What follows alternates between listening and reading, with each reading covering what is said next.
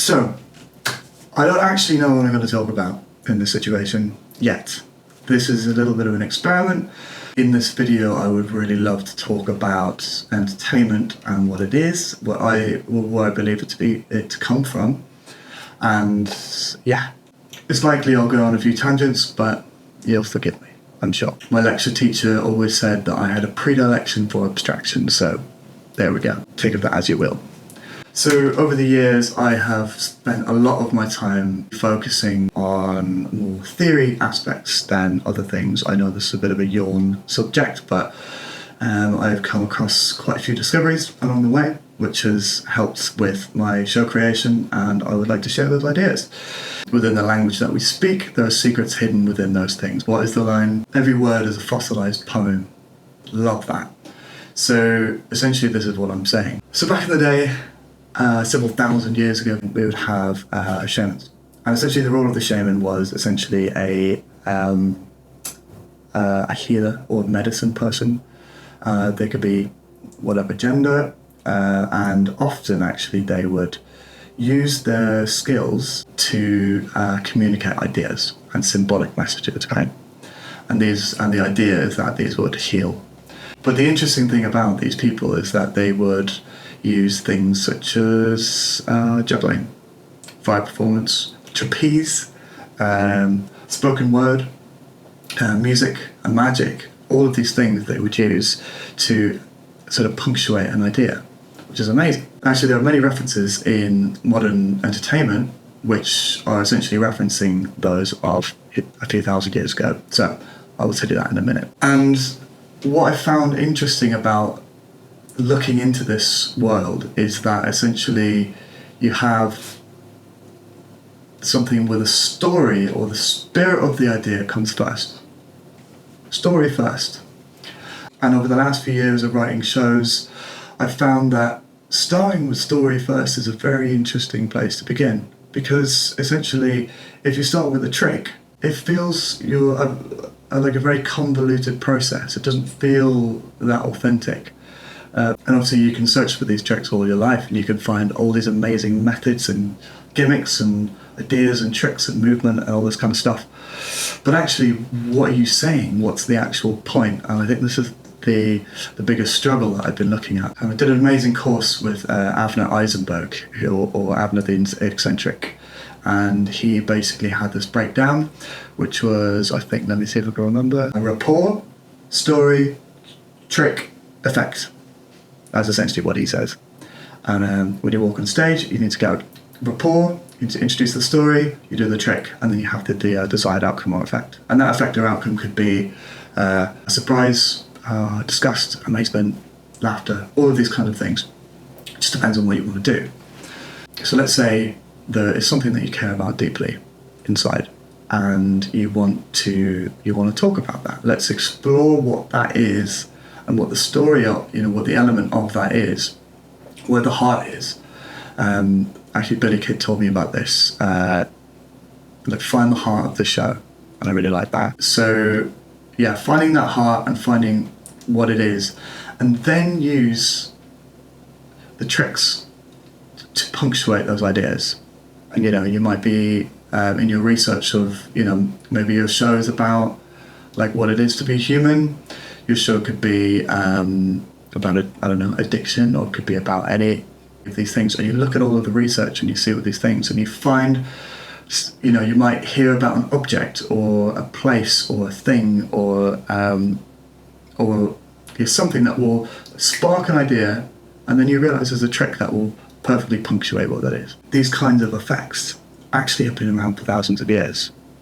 One of the classic ideas in sort of alchemical or shamanistic ideas is the idea of dismemberment and then pulling back together. So I've written down a little sort of breakdown of a shamanic ritual, essentially, and what that would mean and what that would do. And then I'm going to relate that to something that you know very, very well. So a shaman would enter a trance state, often induced by drumming, chanting, or hallucinogens. During the trance, the shaman would describe or mimic being torn apart by spirits, animals, or supernatural forces. In certain traditions, the audience would witness Physical illusions, such as like fake blood, or the appearance of severed body parts crafted from materials like animal hides or props, symbolize the shaman's death by adding the shedding of their mortal constraints. It was believed to grant them the ability to journey to the spirit world and commune with higher powers and return transformed. The shaman would then reassemble themselves, symbolizing the rebirth and renewal.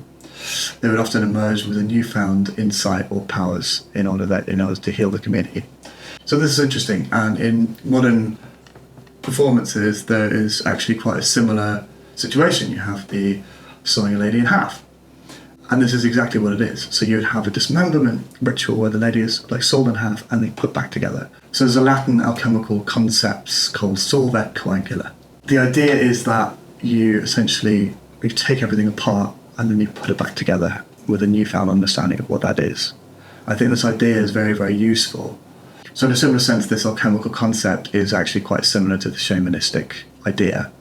And another little note here, the trick encapsulates a narrative of life, death, and rebirth. So the idea of a dismemberment trick is actually about life, death, and rebirth in the original concept of the idea. Or you could say a death and resurrection.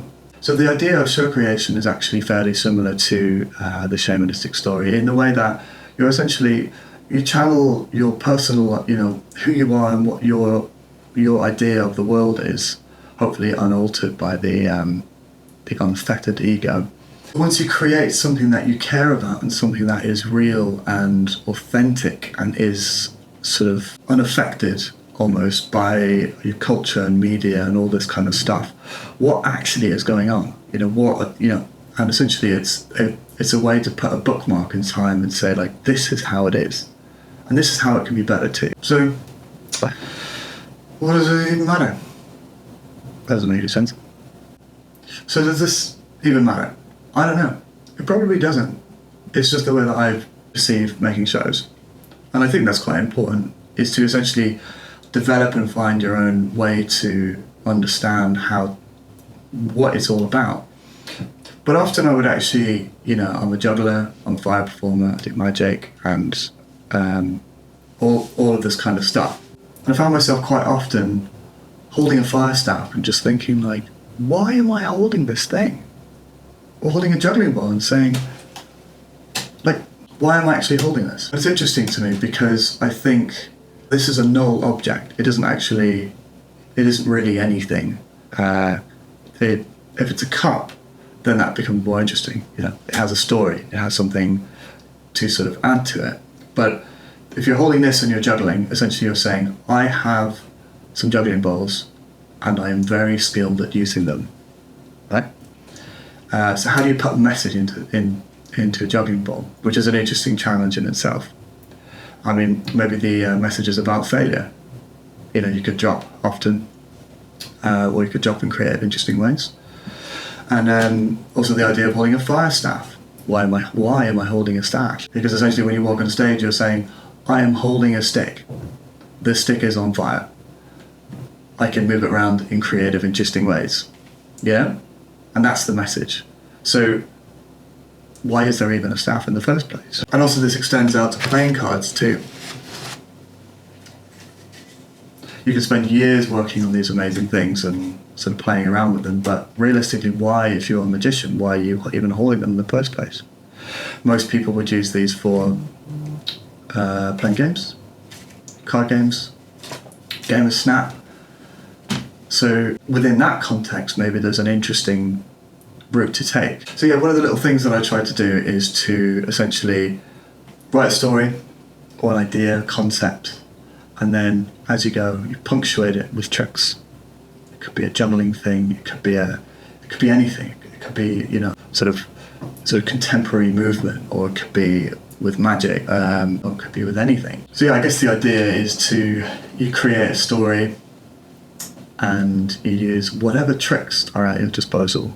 Really interesting ideas start to come out of that, and it really challenges the mind to actually create quite original stuff. So yeah, I think just having this little idea that, if you start with story first and then just see what happens and just forget all of the tricks and forget everything and just say what you want to say, and then work out how to, using your skills to embellish those ideas. And in a similar way, the shamans would be of all sorts of different skills and talents, and they would have various different ways of doing these things, but they were channeling what's important to them. And that just comes from your own personal experience. We are all very unique creatures, and I think it's just a way of sort of bringing that out in a beautiful way. But yeah, I think that's about it right now. This is, again, just a little bit of an experiment, just to try it out, but I hope it was interesting. So yeah, hope you enjoyed, and let us know. Give us some feedback, and maybe catch you at the next one. Out there.